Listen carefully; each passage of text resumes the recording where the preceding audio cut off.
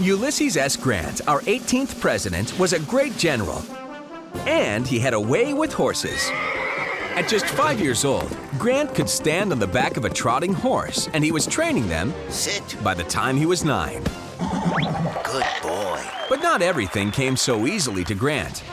After graduating West Point and serving in the Mexican-American War, he bounced around from job to job. His own brother hired him as a store clerk, but called him Useless S. Grant behind his back.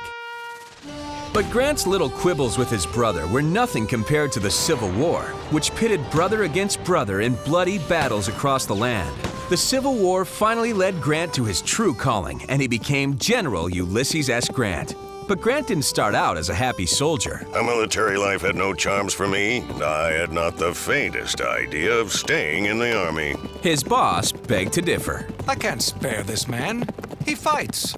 So Grant led the Union forces to victory, and instead of riding off into the sunset, Useless S. Grant eventually became President Ulysses S. Grant. From the start, he didn't want to get people's hopes up. It was my fortune, or misfortune, to be called to the office of Chief Executive without any previous political training. Still, he accomplished many great things. When taking office in 1869, he was determined to protect the former slaves he had helped to free. Grant supported the 15th Amendment to the Constitution, allowing male citizens of all races to vote. He also signed the Ku Klux Klan Act to protect blacks from white racists. But as support for Reconstruction began to fade, Grant had to turn his attention away from the troubles in the South. The economic panic in 1873 had people more worried about losing their jobs than rebuilding the country.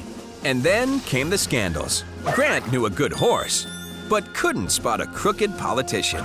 His 2 vice presidents, Secretary of War, Treasury Secretary, and Personal Secretary were all implicated in corrupt dealings.